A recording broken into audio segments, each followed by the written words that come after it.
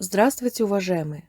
Большинство уроков второго модуля 5 класса связаны с повестью «Менің атым Қожа».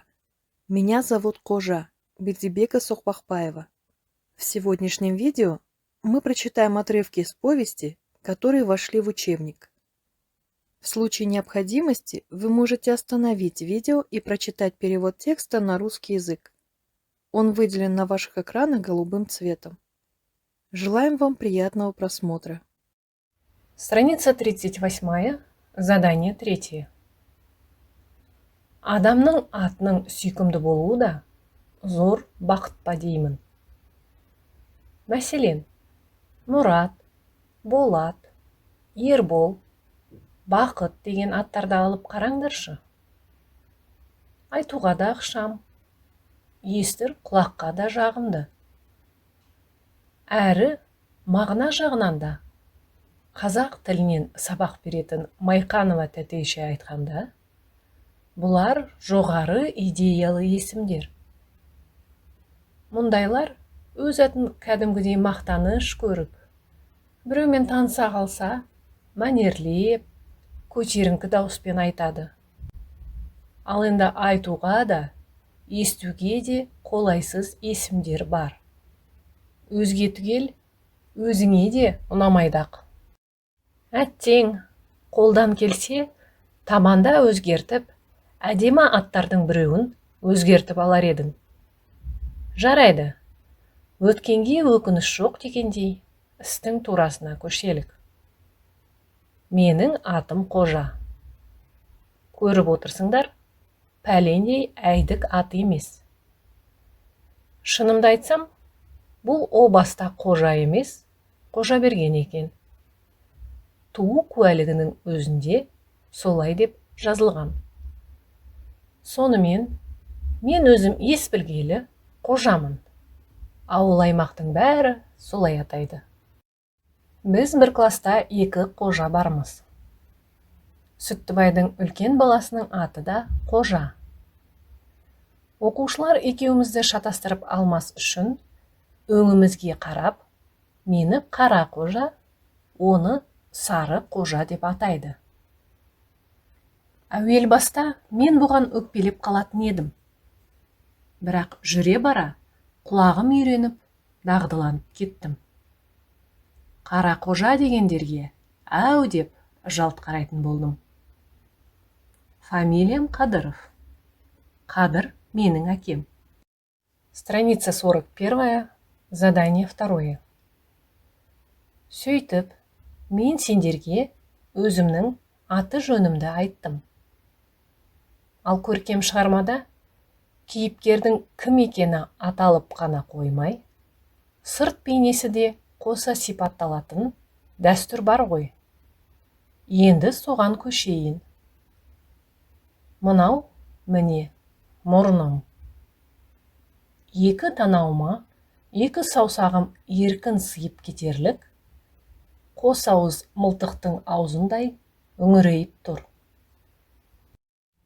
2 шекемнің шығыңқылығы болмаса, басым қарбыз тәрізді, доп-домалақ, тап-тақыр. Ох, менің шашым. Қаттылығы, қайраттылығы, шошқаның қолынан бір кем емес. Сол жақ құлағымның астына таман бір түйір қалым бар. Ал бойымды біреулер орта бойлы дейді. Әжем болса, әкең тәрізді сұңғақ бойлы боласың, дейді. Страница 42, задание 3. Жанар, атың қандай әдемі? Сендердің бұл қызбен танысып қоюларың керек. Осы повестің бас кейіпкерінің бірі болуға Жанар татитын қыз. Екеуміз бірге оқимыз. Жанар біріншіден, кластағы ең ақылды қыз. Екіншіден, сұлу. Әсіресе қызыл береткасын киіп жүргенде сондай құлпырып, жайнап кетеді. Дауысы қандай шіркіннің. ән салғанда тыңдасаң, басына үкілі тақия киіп, мың бұралып қамажайға билегенін көрсең, барып тұрған өнерлі қыз. Кластағы бірінші үздік оқушы. Жанарды ойыма алсам, мен қатты қуанып кетемін. Шіркін-ай, бұлай болса, адам әуелі үлкен болып жаралса, өмірдегі өзіне тиісті қызмет мамандығын атқарып болғаннан кейін барып, балаға айналса. Сонда маған Майқанова қалай қарар еді? Үлкен кезінде ол әйгілі жазушы болған. Оның есімі бүкіл дүние жүзіне мәлім. Олай болса, менің оған ұрса бергенім жарамас. Жазушыны сыйлау керек, деп ойлар еді. Жанардың үйі көшенің басына таман, өзенге таяу. Әкесі Балабек бригадир болып істейді. Мамасы Қырымға курортқа кеткен. Жанардың үйде жалғыз екенін білгенде қуанып кеттім. Не де болса сөйлесейін, деп ойладым. Кеш жарық, Жанар. Жанардың таңданған жүзі дереу күлімсіреді. Қасыма жүгіріп кеп, шарбақтың үшкіл басынан ұстап, бетпе-бет тұра қалды. Кеш жарық, қожа, неғып жүрсің? Деп сұрады ол. Мен түнделетіп жайлауға кетем. Мамаңа барасың ба? Иә. Сен неге лагерге бармадың? Мамам келгенше үйде болып, әжеме көмектесем. Майқанова апай, лагерге келесі кезекке жолдама берем деді. Жанар осыны айтты да, қожа, менің әжем үйде жоқ. Жүр, дойбы ойнайық, деді. Страница 45, задание 3. Бүгін сентябрьдің 1. Парадтағы солдаттай, жаңа формамды қатып киіп, мектепке келе жатырмын. Қолымда су жаңа портфель, мойнымда желбіреген қызыл галстук. Мектепке кірдім. Бірінші кластан бастап оқып келе жатқан осы мектеп маған туған анамдай ыстық та, бауырмал. Жаңадан сырланған мұнтаздай еден, терезе, жадырап күліп тұрған тәрізді. Мынау біздің класс. Әлі ешкім келе қоймаған түрі бар. Орынды қай жерден алсам екен, деп біраз ойланып тұрдым. Мұғалімнің қарсы алдына отырсам, қалай болады? Жоқ, одан да ең арты тиімді. Сабақ зеріктіріп жібергенде партаны ашып қойып, кітап оқып отыруыңа, немесе өлең жазуыңа болады.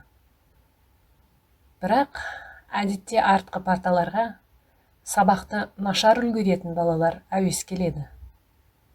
Өзіне сенімі күштілер қасқайып алдында отырады. Немене, мен солардан кеммін бе? Ең алға мұғаліммен бетпе-бет отырайын деген шешімге келдім. Кешегі күні бойға әрекеттен кейін тұяқ серіппей қатып ұйықтап қалыппын. Әжем жұлқылап оятты. Қожа, қожатай, әкем-ау, сен бүгін сабағыңа бармаушы ма едің? Көзімді ашып алып, қабырға сағатқа қарасам, 8-ге 15 минут қалған екен. Атып түрегеліп, тез киіндім де, беті қолымды шайып жіберіп, бір кесе айранды тікемнен тік тұрған күйде қотара салдым. Кеше титықтап келіп, сабақ қарауға мұршам болмап еді.